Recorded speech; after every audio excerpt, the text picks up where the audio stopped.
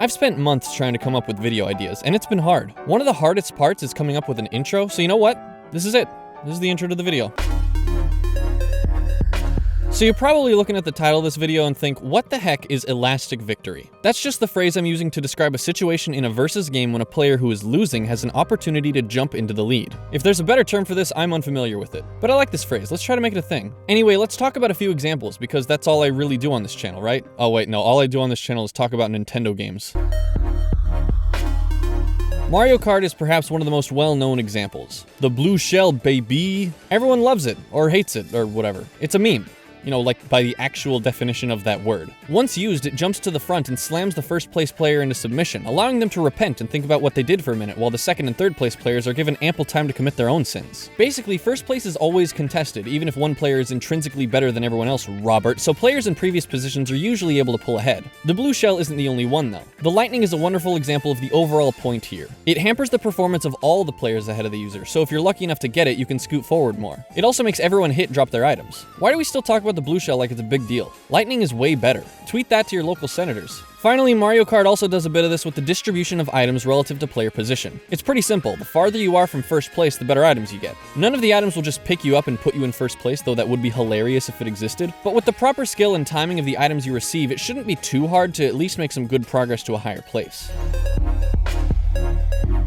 In defiance of my obsession with Nintendo, I played an indie game called Crawl, and it was a hoot. For those unfamiliar, Crawl is See, this is why I talk so much about Nintendo. Talking about their games allows me to skip this part where I give context. Anyway, for those unfamiliar, Crawl is a 4-player local versus game in which one player is a human and the other 3 are monsters. The human player descends deeper into a dungeon trying to escape, while the other 3 are the goons trying to stop them. The fun comes in when players trade being the human. Yeah, so whenever the human runs out of health, they swap places with whoever inflicted the killing blow, effectively becoming one of the monsters whose new goal is to fight the new human. It's an absolute blast. However, in order to talk about the elasticity of the win here, I need to explain a bit more context. Anyway, the game has some mild RPG elements, but the best way to look at it is by viewing each player as having 2 roles, human and monster. The human levels up just by progressing normally, but whenever the human levels up, all other players' monsters level up. Yo, can we talk about how brilliant that is? It's a built-in leveling curve. Whoever's human the most will naturally be facing stronger monsters, so it's already well balanced. But whoever's human the least will naturally be stronger monsters, effectively giving them more opportunities to become the human. That's just some perfect balance right there. I bet Alice Cooper's kicking himself for not coming up with that one. Basically, whoever's doing the worst will naturally be stronger than everyone else. It's just built that way, and it's brilliant. Not only that, but there's another thing that Crawl does. Like I said before, the player who becomes the human is the one who deals the finishing blow on the active human. That's to say, you could do absolutely 0 damage for a long time, but as long as you hit them last, you're the human. Not only does this give more opportunity for getting ahead despite the fact that the controller's in your mouth,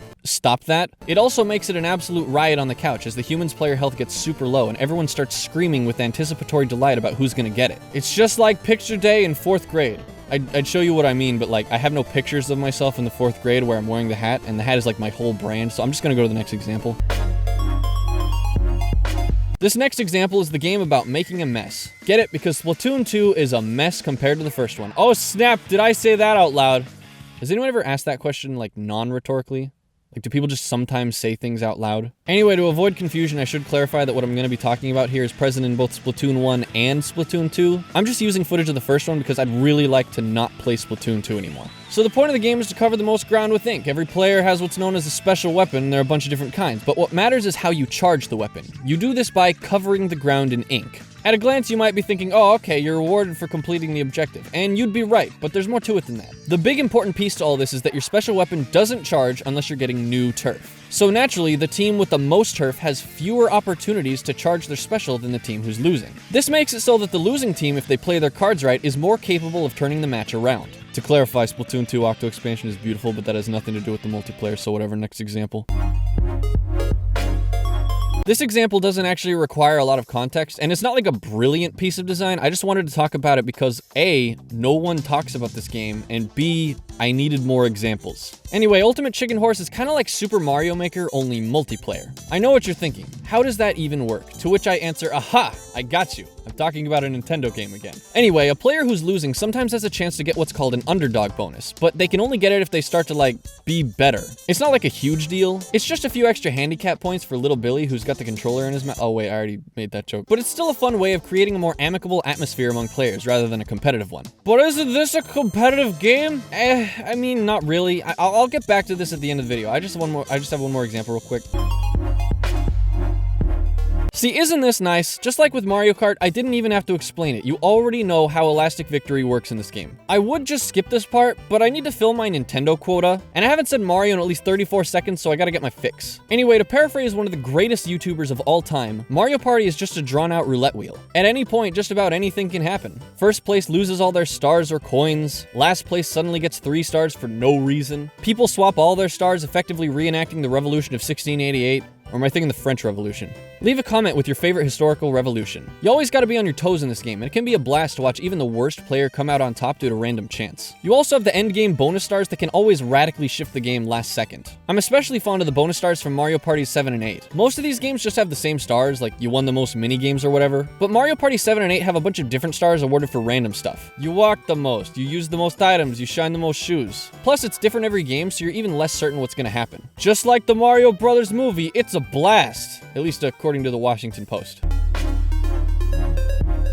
Anyway, it's fitting I use Mario Party as my final example because I think most would agree that it's the least competitively viable game I've discussed. Possibly the least competitively viable game in the world, at least according to the Washington Post. See, earlier I made a comment about a game being not competitive, and here's the part where I clarify. And buckle in because I'm gonna be citing What's with Runners again. Watch that video if you haven't. See, taking competitive games super seriously has become a pretty big deal lately, and that's the phrase I see used all the time, competitive games. And this is not a great label, at least in my opinion. Like, no one plays Mario Party at EVO. Would you call Mario Party a competitive game? Again, that depends on what we mean by competitive. Clearly, players can get super into it and start screaming at each other, but people are rarely playing to manage their skill. I think there are a few speedrunners, but they're the exception, so don't you dare comment with that. What I'm basically saying is I feel like the word competitive has come to imply the skill-based games where people play into the meta, which is ironic because that's actually not a very accurate use of the word meta. But I won't complain about that. You're not here to listen to me talk about linguini. Thing is that there exist versus games that are super casual, and even though you can say that Mario Party is a competitive game, it doesn't mean the same thing as when you say Overwatch is a competitive game. To be as clear as possible, for the purposes of my discussion, when I say competitive, I mean this, and when I say versus, I mean this.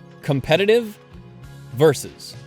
Got that? Good. So yeah, now that I've properly applied these ambiguous labels 7 minutes into the video, allow me to explain why this is important. That game from earlier, Ultimate Chicken Horse, it's not that competitive. It's versus, at least by the definitions I just established. And it's super necessary to make this distinction. Casual versus games can involve skill, but they're not always about the skill. Meanwhile, competitive games are more like arguing with your parents-in-law about who's paying for dinner. And it's worth noting that pretty much every game I've talked about here is notably non-competitive, except maybe Splatoon. I don't know, there's an asterisk. And yes, I know all these games can be played competitively, but that's missing the point here. They usually are not, and when you're playing a game casually, some of these things don't matter as much to the player. A very close game is far more engaging than a simple stroll to winning, which is why I think that these elastic victory mechanics play into these casual versus games so much. It leads to a lot of fun with friends on the couch. That said, even in some competitive games, there is room for this kind of design. Splatoon and Crawl both have the elastic victory mechanics I mentioned, but these can be negated by players who consistently play effectively. Basically, I like elastic victory mechanics because it makes the atmosphere around these kinds of games more convivial. And if you don't know what that means, then I don't know what to tell you.